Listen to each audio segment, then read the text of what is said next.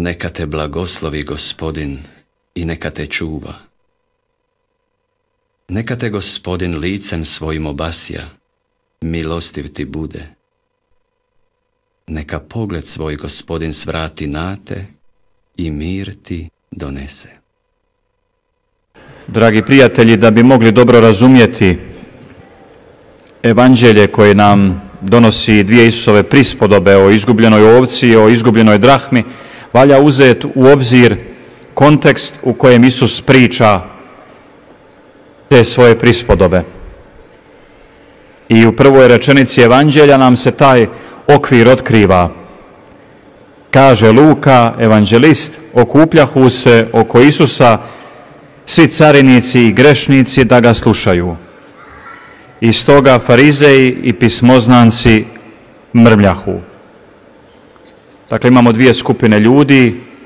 Jedni su radosni zbog Isusovih riječi, oduševljeno ga slušaju, to su carinici i grešnici, a drugi su nezadovoljni, mrki, mrmljaju. Isus boravi s grešnicima, s carinicima i ne samo da ih uči, nego on i blaguje s njima za istim stolom. Isus Krist je onaj koji je poslan da ide svakome čovjeku i da prašta svakome. I zato je došao zbog grešnika i želi da grešnici prepoznaju svoju situaciju izgubljenosti. Jer kad to spoznaju, onda mogu promijeniti svoj život. I to je Isusu povod da priča o Božjem milosrđu. I Lukino evanđelje pogotovo tu temu ističe. Isus nam donosi priču o 100 ovaca, na sigurnom su, dobro im je, i jedna se ovca gubi, luta, odlazi. I taj pastir traži tu izgubljenu i raduje se. Kad je pronađe, stavlja je na svoja ramena i vraća je u zajedništvo ostalih ovaca. Mi smo se možda navikli na ovu priču, ali to da pastir ide tražiti jednu, a ostavlja 99, je pomalo suludo. Jer puno više vrijedi ovih 99. I zašto njih ugroziti zbog jedne? Pastir, neki obični pastir ne bi išao po tu jednu. To je nelogično, nema smisla. Ali zato Isus i priča ovu priču. Jer želi da naučimo nešto od Božje logike. I onda se ovo može odnositi konkretno na mene. I ako mi se nekada čini da ne vrijedim nešto puno, da se ne isplati mene tražiti, i onda ako me nitko drugi ne bi tražio, Isus kaže, ja ću te potražiti. Čak ako i ti misliš da ne vrijediš ništa, meni si vrijedan. I ja ću te pronaći bez obzira na sve.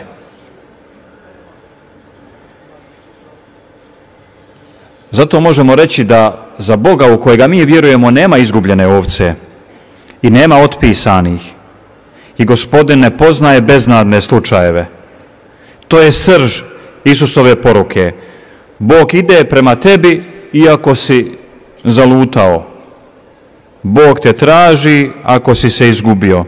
On ne čeka. On neće mirovati dok te ne nađe.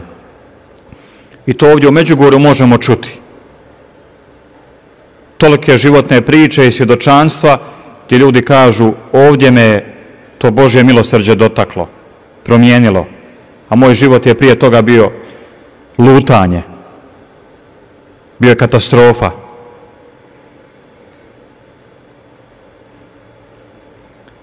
Bogu nijedno tlo nije prljavo i prašnjavo, a da te ne bi našao i podigao. I Božja ljubav ne poznaje daljinu. Mi znamo od početka Svetoga pisma, Bog je onaj koji traži, kaže nakon što je Adam pao u grijeh, Adame, gdje si? Zašto si se izgubio? I mi kad slavimo i dok slavimo Svetu Euharistiju, to je svaki put Božji dolazak k nama. Bog nas traži u našim situacijama izgubljenosti. I Bog se raduje. Bog se raduje. Ima jako puno žalosnih kršćana, zamišljenih kršćana, depresivnih kršćana. A Bog se raduje. I poziva i nas u tu radost. I zato bi mogli reći da je Bog i slab na čovjeka.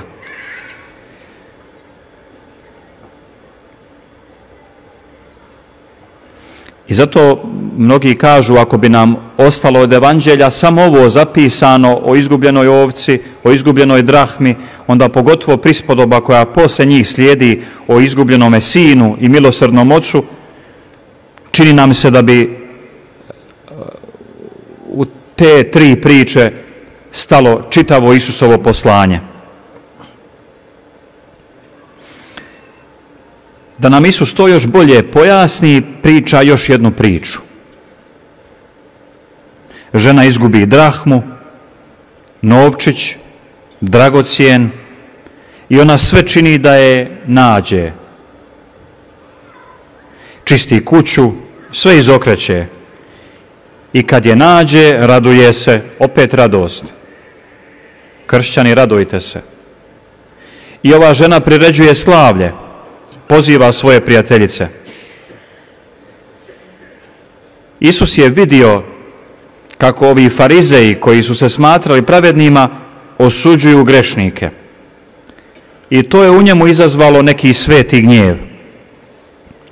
I zato namjerno govori o tim drahmama, o novcu, jer one su na sebi imale sliku grčkoga božanstva. Isus ih time opominje.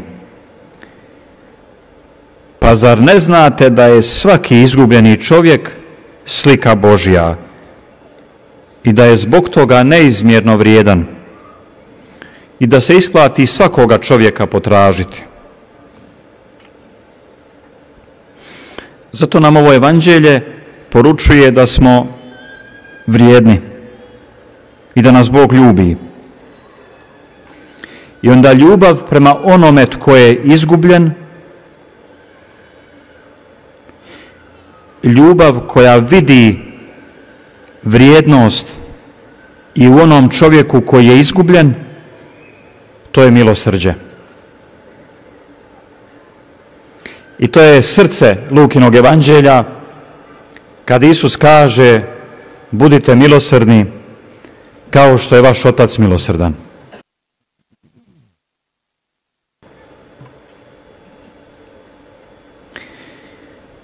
Možemo još kratko na koncu ovu Isusovu prispodobu duhovno čitati. Dogodi se nekada da u našem životu je jedan dio, mali dio moga unutarnjeg svijeta izgubljen ili bolestan,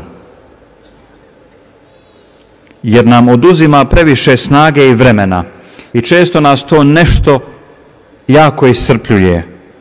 Primjerice, mogu biti u miru s većinom ljudi oko sebe, no ako postoji jedna osoba s kojom imam težak odnos, to ponekad traži više pažnje i rada da bi se taj odnos popravio s tom osobom, nego za sve ostale međuljudske odnose u mom životu.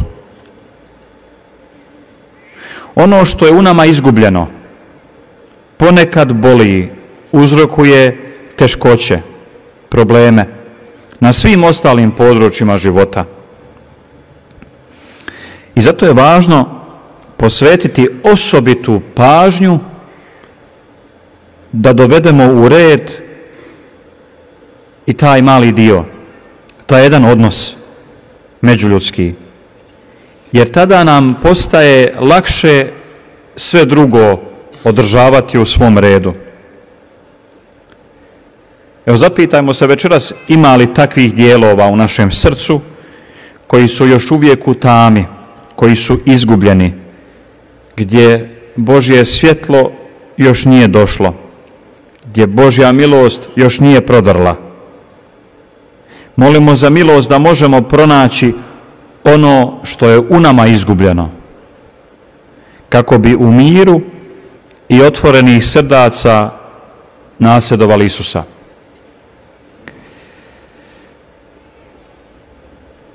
Svaki put kad se vratimo njemu, kad se vratimo Gospodinu i po sakramentu ispovjedi, koja ovdje u Međugorju ima važno, ako ne najvažnije mjesto, jer svaki je taj povratak radost, to je veselje.